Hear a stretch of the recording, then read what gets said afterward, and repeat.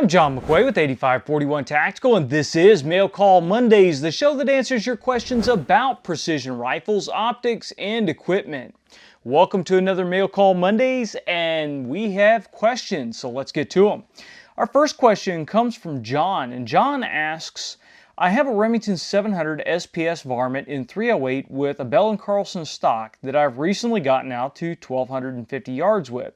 I've been considering a clamp-on muzzle brake or having the barrel cut down from 26 to 24 inches and threaded for a muzzle brake. I'm not sure if I should keep the barrel at 26 inches with a 1 in 12 twist, or will 24 inches be okay? Your thoughts? Thanks for the show, and I've learned a lot. Keep it up. Well, John, a lot of it depends on what you intend to do with the rifle, and it depends on what kind of ammo you intend to continue to use in that rifle. If you're going to use factory ammunition, Federal Gold Medal match, Black Hills match, Copper Creek match, that kind of stuff, then it's not really going to matter a whole lot if you cut that barrel down to 24 inches. That powder charge is not heavy enough, and those bullets are not moving fast enough to really need that extra barrel length. Where that extra barrel length will do you a lot of good is if you decide to run heavier bullets with larger powder charges that can take advantage of that barrel length with a continuing burn of that powder charge. So if you're going to hand load, then I would definitely say go with the 26-inch barrel, even more so if you're going to continue to push the limits. And good on you for getting out past 1,200 yards with the 308.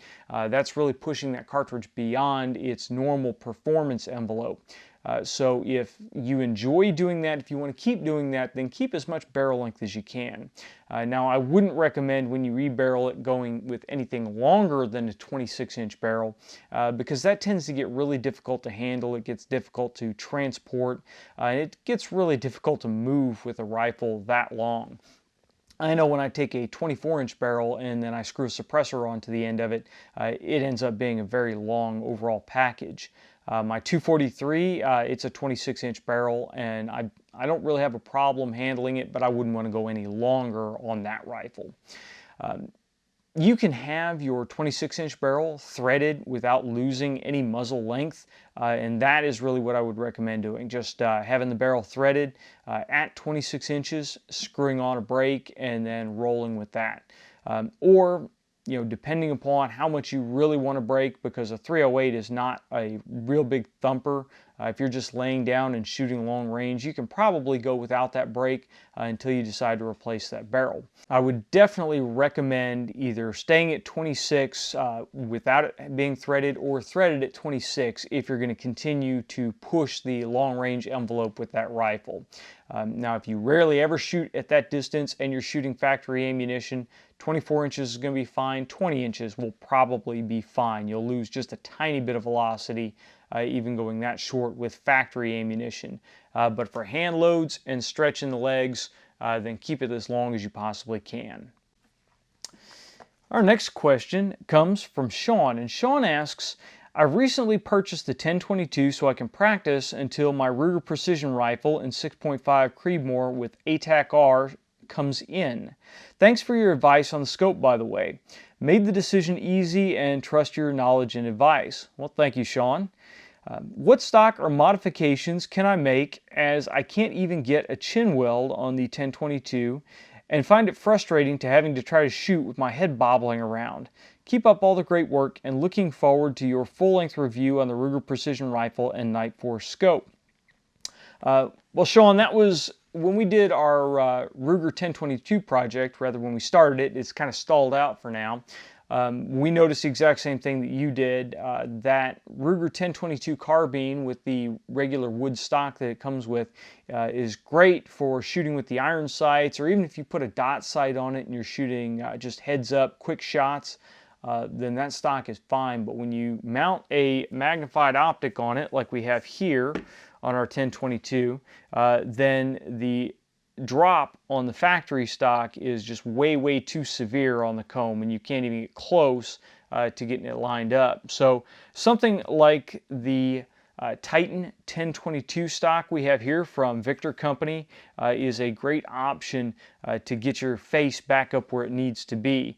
This stock was designed from the get-go to be used with a magnified optic, and it comes pretty close. You may still need a little bit more elevation on it, which throwing a stock pack on here or just building the comb up a little bit may be fine. I don't have a problem with it though. I can shoot a little bit of different heights of cheek welds because of the way my face is just fine. So this stock is a really good option. It's on the budget end of things. Also, you have the option of the Magpul Hunter for the 1022. The Hunter for the 700 we found to be a great option. It's a really comfortable stock to shoot, and that cheek weld is going to be fairly high, much higher than what you get on the factory stock. And then another very popular option for 1022s is the Bell & Carlson stock, and this mimics one of the stocks that we had on our Remington 700 ages ago. It's got a nice butt hook here. It's got a really nice feeling grip, and you've got a higher comb for a better cheek weld. So it's really a good option if you like these kinds of stocks. Unfortunately, there's not really any stock out there that is going to mimic the feeling of your Ruger Precision rifle. If you really want to try to get the two as close as you possibly can, you may look into some of the AR-15 style chassis for the 1022, because that pistol grip and buttstock arrangement is going to be a little bit closer to the Ruger Precision rifle than the Titan 1022 or the Bell & Carlson stock is. One advantage though of the Titan is it has an almost vertical pistol grip, so it's much closer to the angle that you're going to encounter on the Ruger Precision rifle than some of the other stocks out there. So this is definitely an option that you should look into. And for those of you guys that are salivating now, we will get into some more of the Ruger 1022 stuff. I still have a barrel sitting here that we need to put on it. So we're going to get back into that in a little bit. That project is kind of just totally gone off the rails. So we need to get back to it, and we need to work on it a little bit more as time allows. So those are my suggestions for that. And we're working on the 6.5 Creedmoor Ruger Precision Rifle review as we speak. Our next question comes from Cameron, and Cameron asks, I burn out my M700 short action in 223. I want to move up to a larger rifle chambering.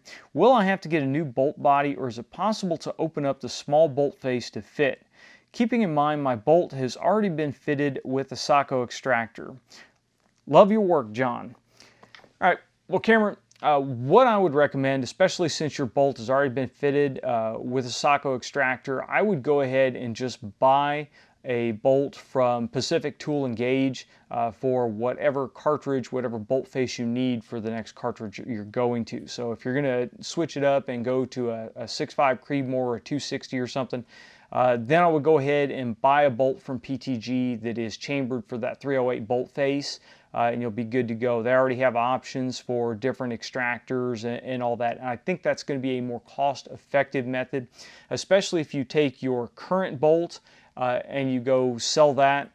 I'm sure there's somebody out there that would snatch that up since it's already been cut for that extractor instead of having to have their own bolt cut for it. Another option is, depending upon how you go with your barrel system, you might keep that bolt and later on have the option to be able to go to a switch barrel. Since you have the 223 bolt, if you get a 308 bolt and you use a barrel system like a Remage barrel system where you have a barrel nut, then you have the option in a very short amount of time to switch your bolt face, and you can go from a 300 blackout rifle, for instance, to a longer range rifle. So just something to keep in mind, but I would definitely go with a PTG bolt instead of trying to have that 223 bolt milled out. I'm sure it's possible to do it, but I think in the end it's not going to be cost effective, so I would just go with the new bolt. Our next question comes from Rex, and Rex asks, do you have a preference between 223/5.56 firearms and 7.62mm firearms? For example, the Ruger Mini 14 versus the Mini 30. I'm told 7.62 ammo, Russian type, isn't as clean to shoot and maybe mostly of the steel-cased imported variety. Ballistically, which do you prefer?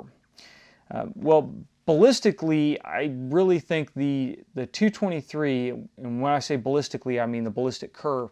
I think the 223/5.56 is more versatile. You can go with harder hitting close rounds. You can go with some flatter shooting, longer range rounds.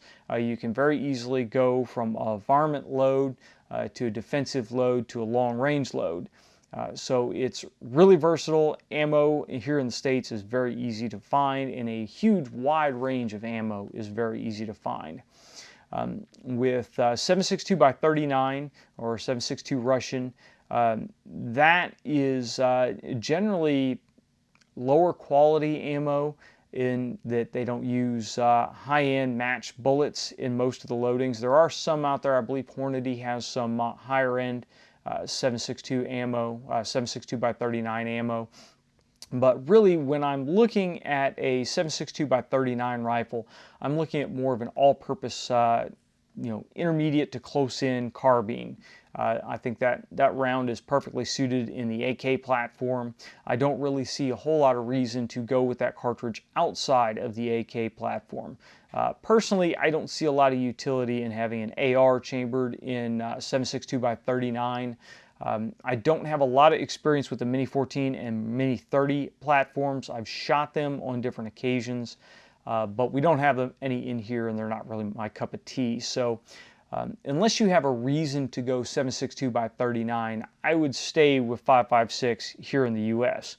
Now, if you're somewhere outside the country where 7.62x39 is a little bit more plentiful, then that may be a really good option for you. You may have a wider variety of ammunition to choose from.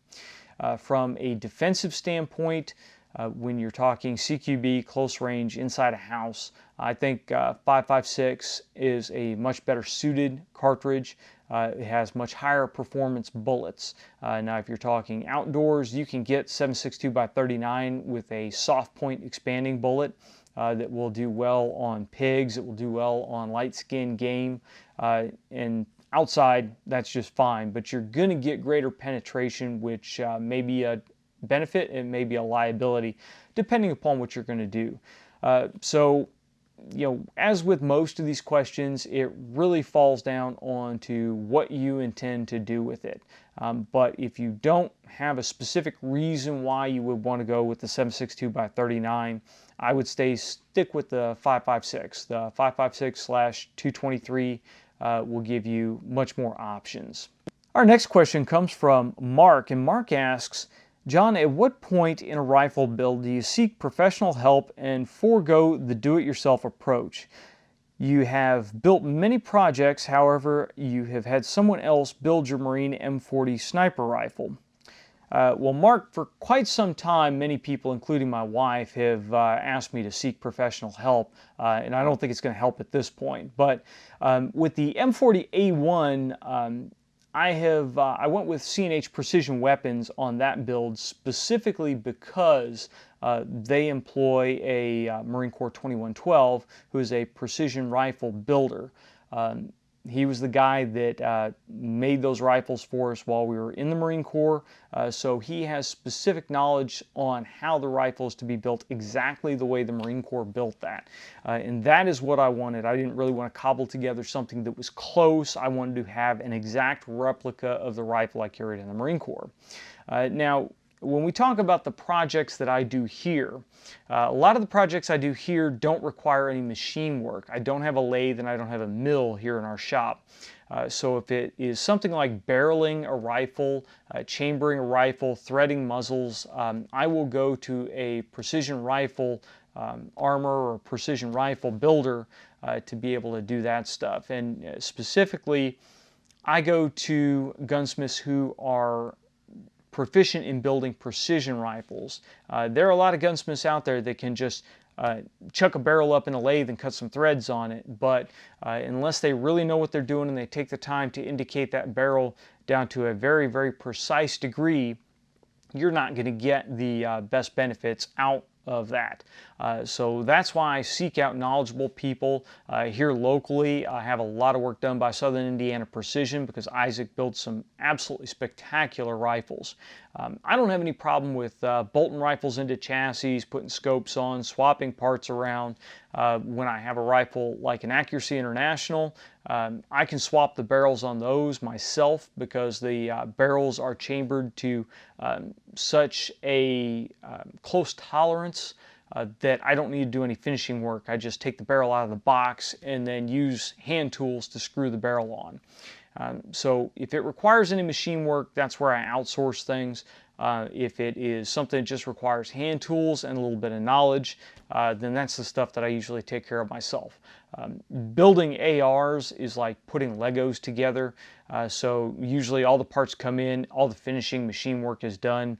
It's just following the details in the assembly to make the end product work very well. So that's kind of the line. If it requires machine work, out it goes. If it's just hand tools and assembly, then I do that here.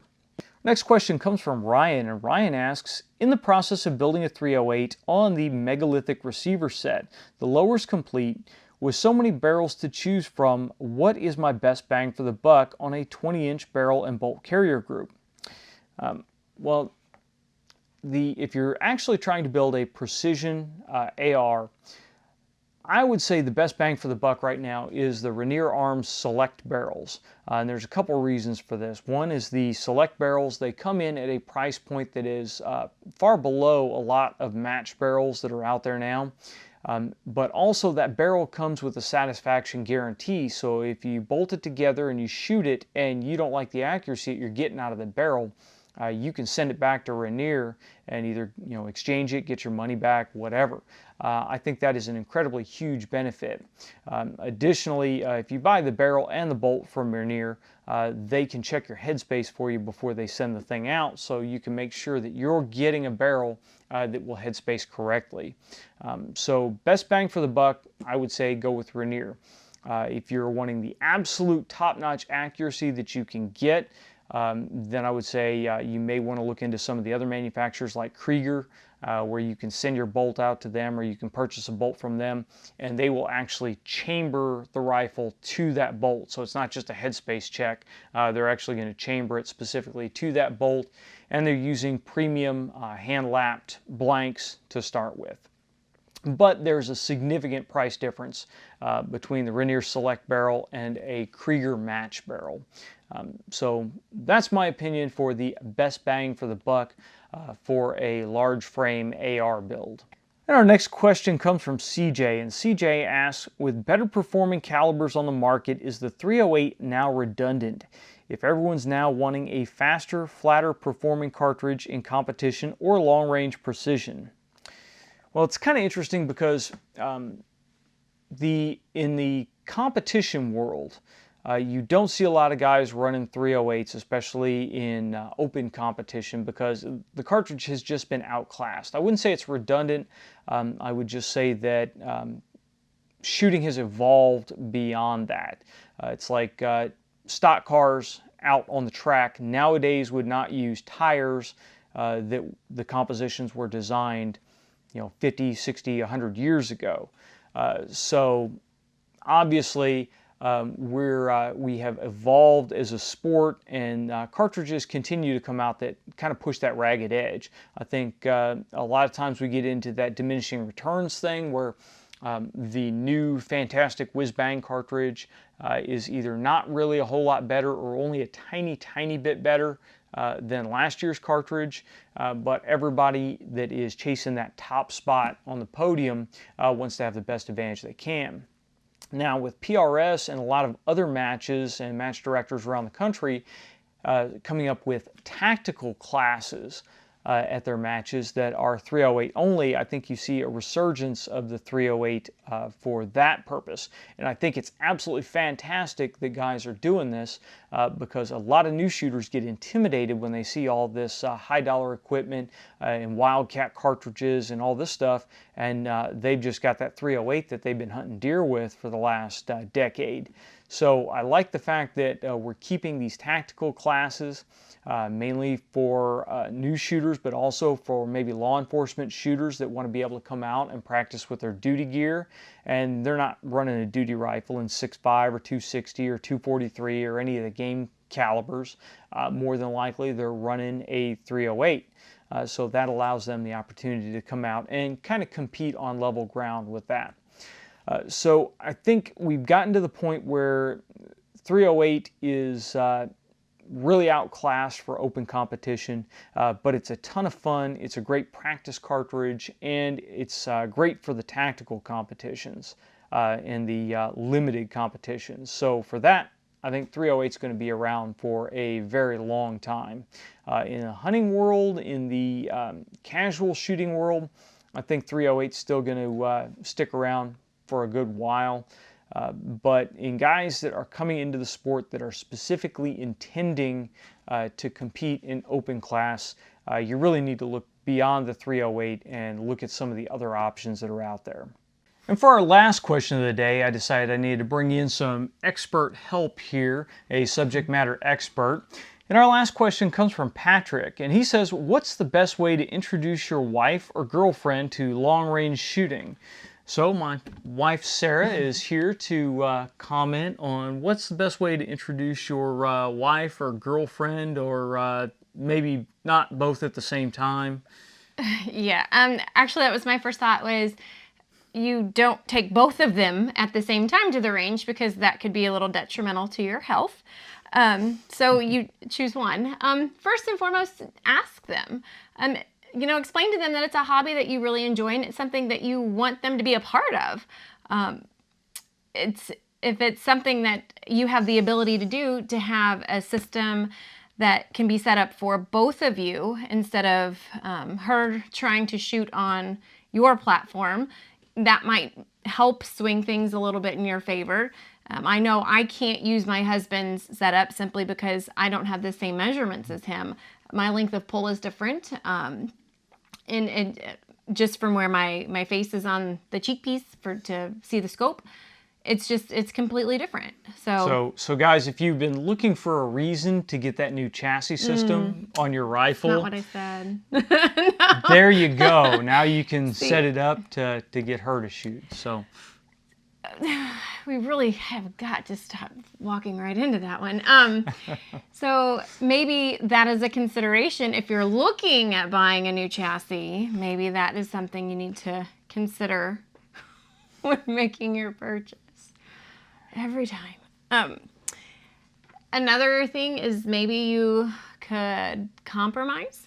We shot with a couple out in Oregon one time that she wanted her husband to run a marathon and he wanted her to shoot a rifle match. So they both trained for each other's thing, and he ran a marathon for her and she shot a rifle match for him. So maybe using it, I don't want to say as collateral, but something... bribery. Compromise, something that you two could find together. Maybe she wants you to take a cooking class or whatever. Just something that you two could do as a couple time. And setting her up, like I said, for success would be great. Not, giving her like a 338 to start shooting. Something you don't want to start with. Start something smaller. Scope bite will not get you a second trip to the range. So don't set her up for failure. That stuff is not funny. I don't care what you guys were arguing about the night before. That's not a good form of payback. It won't work out for you in the long run. No, it doesn't. But setting her up to be successful and feel confident in her abilities. And we have talked about this before, that I needed to learn the fundamentals from someone other than my husband, simply because he can come off, I don't want to say condescending, but like authoritative, and I take that personally that it's almost like a personal attack. So I needed to learn the basics just so that I could understand that he was just correcting a form issue, not my character and personality. He doesn't get anywhere with that now. You should know by now. So that may have to be a solution, to have her learn just the basics from someone other than you. And don't take that personally if that's the case. Especially if you guys see each other, you're arguing a lot. When you get to the range, that may be really what's happening. Yeah. And lastly, you want to make sure that you set up the shooting situation so that it's going to be fun. A lot of times especially with long-range precision rifles, we try to challenge ourselves, but if you have a new shooter, you're taking a new shooter out, then you want to make sure that you have it set up so they are going to enjoy it, they're going to have fun, they're going to get hits almost immediately, so you want to make the situation fairly easy. You can bump up the level of difficulty later on, but setting up things like closer range steel, maybe 100-yard, pretty meaty steel target, so that they get that instant audible feedback, that kind of thing. Reactive targets are great, so if you've got a spring-loaded popper or something like that, falling plates, that stuff is really great, and it hooks people almost instantly into shooting. I realize some of you guys, steel's expensive. Some of your clubs may not have steel that's already set out there. And in that case, you can go out and get the shoot and see targets, the ones that have little splotches that appear around your shot hole. So those, again, give you instant visual feedback, and they're really fun to shoot. So you don't have to worry about, especially when you're shooting through high power optics, you don't really get that satisfying image. But with steel or with any other kind of visual targets, even just shooting aluminum cans, you get to see that instant visual feedback that you've hit the target. So just some ideas to keep it fun. Obviously, the first responsibility is to keep it safe. Make sure they understand the 4 cardinal firearm safety rules. Make sure you're keeping them far enough back off the scope that they're not going to get scope bit. Try to get the gun set up as comfortable as possible for them. But in the end, make sure it's a fun trip. So that's about all I've got. Anything else to add? Really, nothing. The only other thing I can think is that make her feel like she accomplished something. Be proud of her. I think us girls are worried about disappointing you guys if we look like a fool, and we are worried about looking like a fool. So make sure she knows that you're proud of her for trying something new, and that you enjoyed her time with you, and you look forward to the next range trip. All right. Well, I want to thank Sarah for taking the time to come out here and answer Patrick's question. If you guys have any questions or comments, leave them in the comment section below. If you enjoyed having Sarah on, we'd love to hear about it down in the comments. If you like this video, please make sure you like, share, and subscribe. If you have questions or comments on anything that we've covered, leave them in the comments section below or send them to us on Facebook or Twitter. If you have a question that you'd like to have answered on the next Mail Call Mondays, go ahead and leave it in the comments section down below and we will check it out. And until next time, get out and shoot.